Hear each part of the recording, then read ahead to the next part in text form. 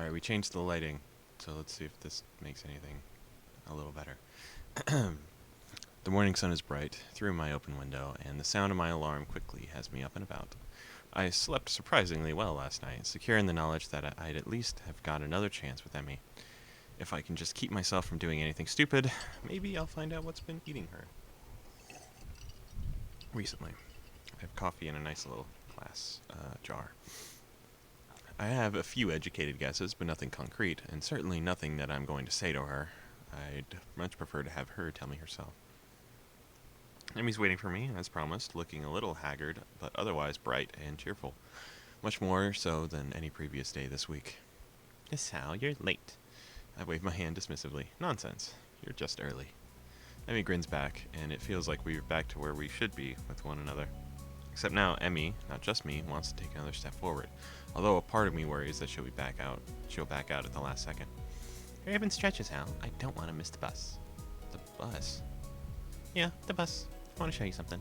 And I don't want to be late. Oh, okay. Try not to grin too wide, and I'm happy beyond words that Emmy wants. I can't help but grin. It's her father's grave. It was like, oh, oops. Try not to grin too wide. I'm happy beyond words that Emmy wants to hang out after the run and all, at all. But her promise of showing me something has me even more intrigued. Is this what she had to think about? I wonder what she's planning to do. I quickly go through my warm-up routine while Emmy bounces impatiently from one foot to the other. She really does seem to want to get moving as soon as possible. The run is over so quickly, and I can barely believe that I haven't fallen over dead afterwards. Emmy set a blistering pace, and I, in my foolishness, kept up with her. Ooh. Oh. Well, until the last few laps, I had to slow down just in case. But I don't mind, and Emmy's waiting patiently for me after when I finish, as patiently as she can wait, anyway. Finished? Good. Come on. Grabbing my arm, she practically rushes me down to the nurse's office. Seem in a hurry, Emmy. Trying to catch the early bus? Yep, I told my mom I'd be back for lunch. Well, I'll take care of you first then. But Sal's gonna come with me too. The nurse raises a single eyebrow at the statement and peers at the two of us searchingly. Really? Today, huh? Emmy's response is a nod, followed by a surprisingly shy grin. Well then, let's make this quick. Emmy enters the nurse's office, and I patiently wait outside for her to be finished, wondering why the nurse seemed to be surprised by Emmy's declaration. This must be like the anniversary of the day of the car crash or something. I feel like I'm missing out on some joke or the significance of today, but beyond the fact that it is clearly significant in some way, of course. True to his word, the nurse has Emmy out of his office surprisingly quickly, and I take her place after promising to meet up at the front gate. The nurse takes my pulse and listens for a bit. Your heartbeat's faster than usual. Been pushing yourself again, have you? Well, Emmy seemed to be in a rush to get through the run, so not surprised. Today's rather important to her, you know. I suspected that could be the case, but I have no idea why that's the case. She hasn't told you. Interesting. So you're not going to tell me either then? Nope, I'm not. I suspect that Emmy will have her own plan for explaining today to you, and I don't want to mess with that. You'll find out soon enough, so what's the rush? Now, as far as your heart, I would take it easy the rest of the day. No spontaneous races or anything like that. Got it? Got it. She won't have her running legs on anyway, right? No, but if you think something like that is going to stop her. Good point. I don't think I'll be much of an issue today, of all days. But still, if he's trying to reassure me he's doing a terrible job, I'm quickly becoming more and more worried about what today could be for, like suddenly finding out Emmy's in a cult or something. At the same time, if today is such a big deal and Emmy wants me to be with her for it, then maybe she really does want to get closer to me. Maybe this will be the answer to all the riddles, to all the sleepless nights and the sudden mood swings. Maybe it's her birthday or something. I don't know. I'm assuming it's the anniversary of the car crash. I'd say anniversary, it sounds bad, but so I'm assuming it is, but I mean, she seems excited instead of sad, so I don't know. Either way, I barely remember to thank the nurse before taking off as quickly as I dare from my room to get a shower and throw on some decent-looking clothes. If today's as important as it seems to be, I should dress appropriately. Emmy, of course, proves me wrong as soon as I reach the front gate, wearing her usual shirt and shorts. So at least I know I'm not terribly formal affair, whatever it is. Is he in his, sweater vest? I bet he's in his little sweater vest. You're early as hell. Not as early as you. Eager, are we? Emmy cheekily pokes out her tongue. The bus stop isn't very crowded at this hour, which seems to please Emmy, and we end up relaxing a little as we wait. We sit in silence for a while, but I can tell that Emmy's trying to work herself up to say something. I don't have anything to say myself, so I sit waiting for her to talk. It doesn't take too long.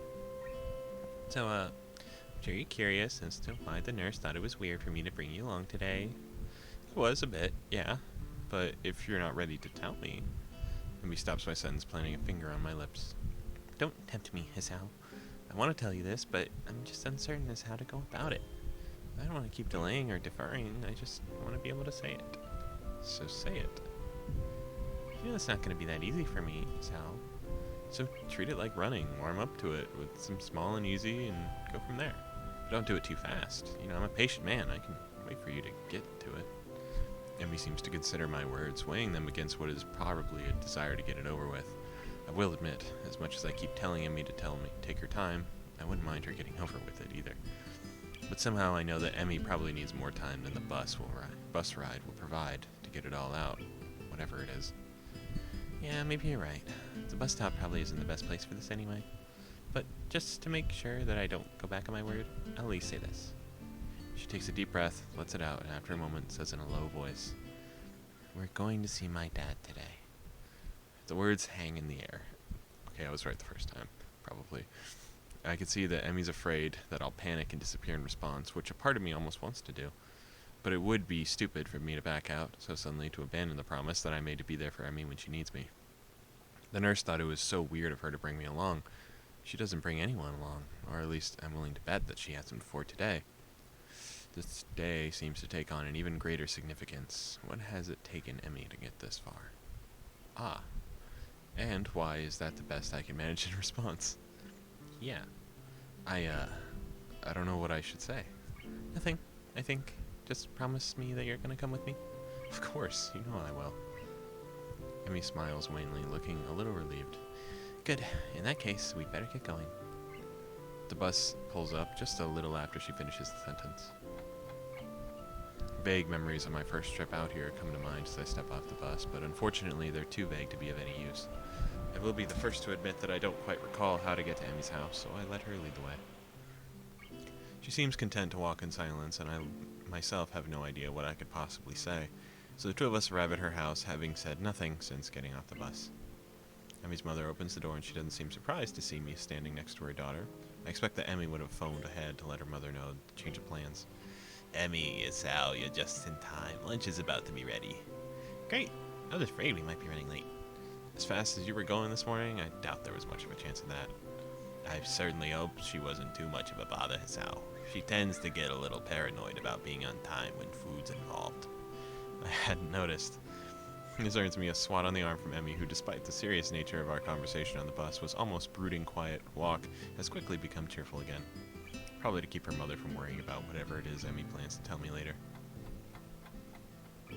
Mrs. Abirizaki ushers us in, and in the short order we're about around the table devouring lunch. I hadn't realized how hungry I was until I got here.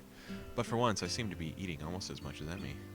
Goodness, it's a good thing I made so much. The two of you are acting like you haven't eaten in days. I skipped breakfast this morning. Me too. I had to catch the bus, I assume. That, and I figured you'd make too much food, so it wouldn't matter if I skipped breakfast. Well, it's good to know that I'm predictable. Emmy nods enthusiastically, and the conversation falls off again as we are nearly clear of the table of anything edible. It is a testament to the sheer amount of food on offer that we don't finish everything. I lean back in my chair with a sigh and thank Miss Abirizaki for the food. I'm glad you liked it, Asao. Now, Emmy had told you where we're going. Yeah, sort of. Is it far from here? Not really, but we'll have to drive there to save some time. It closes kind of early. I nodded assent and stand up ready to go. Well then, shall we? Mrs. Abirizaki nods and leaves the room to grab her keys. Emmy, I notice, has started to fidget nervously. Second thoughts? Emmy smiled tightly at me and shrugged. She's fallen silent again, which probably means that I'm right. She's starting to regret bringing me along. Not that I blame her. She does such a good job of shutting me out that, God, that's how you fucking backhanded bitch.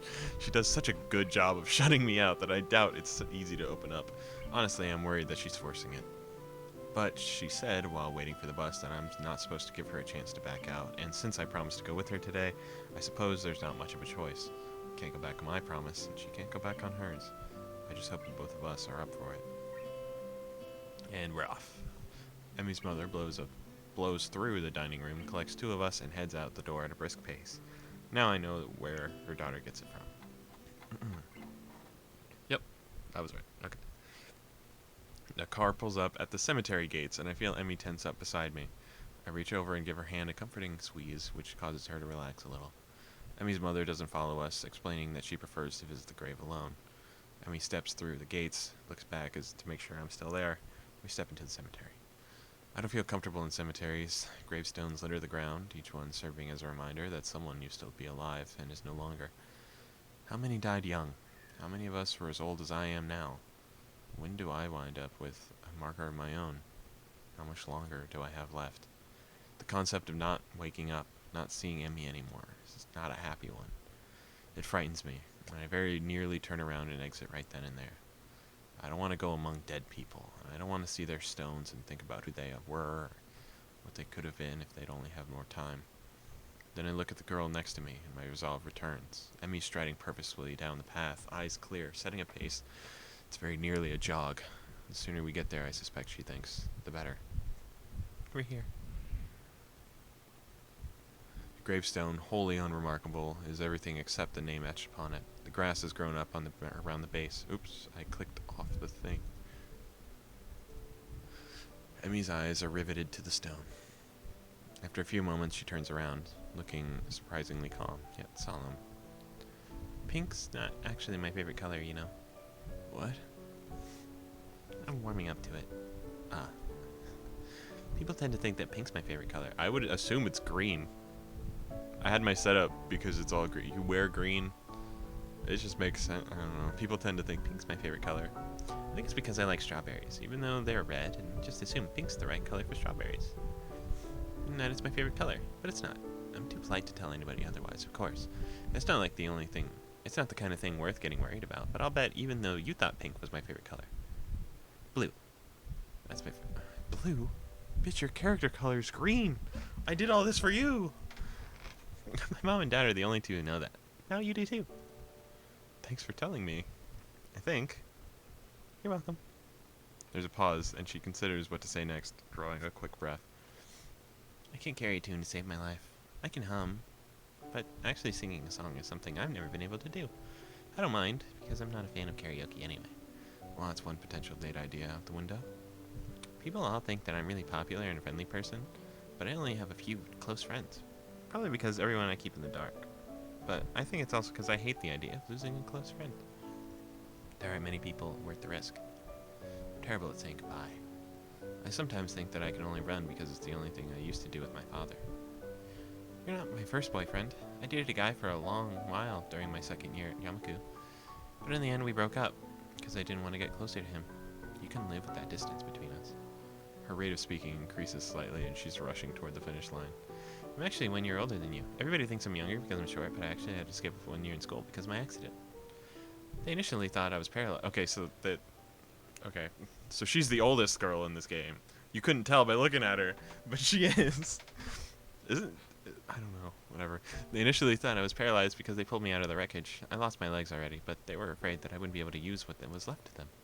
After surgery, it was clear that the initial assessment was mistaken, and I couldn't feel my legs because of shock, short-term paralysis due to the other trauma I'd experienced. My recovery was one of the fastest they'd ever seen, or so they told me. I never found out what was so serious about that, as if they told all the patients learning to walk again. She pauses, gathering herself for one last effort.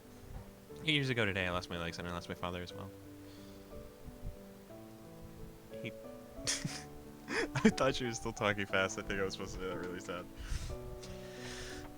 He died on the way to the hospital, and I didn't even get to the gravesite until 2 months later. I couldn't even attend his funeral.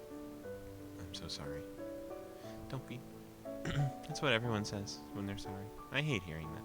Like anyone could have done anything to change what happened. You know the best piece of advice I got? These things happen. I don't even remember who said it, but I guess they didn't have anything better to say. But it's true, you know? These things happen. There's nothing that you can do about it. They aren't necessarily planned, and they aren't always bad. They aren't always good, but they are. So I made the decision that I would live without worrying about the future, and to be sure that I never got to say goodbye again. never had to say goodbye again. I decided I wouldn't let people get close to me anymore. After all, they could be taken away at any time. And you know what? She laughs a little bitterly. Her eyes start to well up with tears, and I step forward to embrace her, but she holds her hand to stop me. I'm not finished. Deep breath. She continues. It worked pretty well. Until I met you and saw they were trying to adjust the stuff here, so I thought I'd help. And then you were so nice, and I couldn't help it. It was a sweater vest. Sorry, this is sad. The tears are flowing now. And she accepts the embrace this time. The rest of her sentence is mumbled into my chest. I tried not to fall for you. I'm sorry, also, okay, this is where the fake legs start. I keep thinking her fake legs start up here, but they're actually down here. I tried not to fall for you, but I did. And then I tried to keep you at a distance, like with my first boyfriend, but I couldn't. But I've been so scared, but because I don't want to lose you, I mean, I might anyway. Hey, I'm still around, alright? And maybe I won't be forever, but don't you think that it'll be fun while it lasts? Neither of us could survive the day. There could be a bus crash or something. But so long as I know that I've been with you, I don't think it matters. A sudden thought strikes me, and I can't help but laughing. My condition has scared me of dying so badly that I immediately seized on the opportunity Emmy presented to improve my odds of living longer. But without Emmy, would there have been any motivation to keep with my running? It hits me that Emmy is the reason that I want to be running every day, so I can spend as much time with her as possible. Emmy looks up at me confused. We'll go on living until we stop. And when we stop living, we'll be able to know that at least we had this time together. I wouldn't have it any other way. Because I love you, Emmy. And right now, that's enough for me. Emmy smiles through her tears and steps back from me. You know, it's funny. What is? I thought the best way to live in the moment was to do it alone. But now I don't think I'd have it any other way, either. I'm glad I met you, Sal. Well, these things happen. Emmy and I stay by the grave for a while as Emmy pays her respects to her father. When she's ready to go, we exit the graveyard side by side. Emmy's mother drives us back to Yamaku. The trip is very quiet. We wave goodbye as the car drives off, and I glance down at the girl leaning on my arm. How are you feeling? Emmy shrugs noncommittally. I'll be fine. Come on, let's go. We pause outside the girl's dorm, and I turn to face Emmy, ready to say goodbye. Why don't you come up for a while? Okay. Are we about to fuck after going to the graveyard to see your dead father? I hope not. I hope we are just cuddling for hours. I swear to God, if we start fucking, I am going to be so upset. We'll walk up to her room in silence. I'm not sure why I'm supposed to be turned away at the door. I'm not sure why I supposed I'd be turned away at the door. I guess I just assumed she'd want to be alone. Her mom, the nurse, hell, everyone who knew the significance of today seemed to think it's best to leave Emmy alone. But she took me into the graveyard with her. She told me the whole story of what happened on the day she lost her legs, and she wanted me around. Significance does not escape me. Emmy opens the door and steps into her room, not even bothering to invite me in, holding the door for me, expectantly.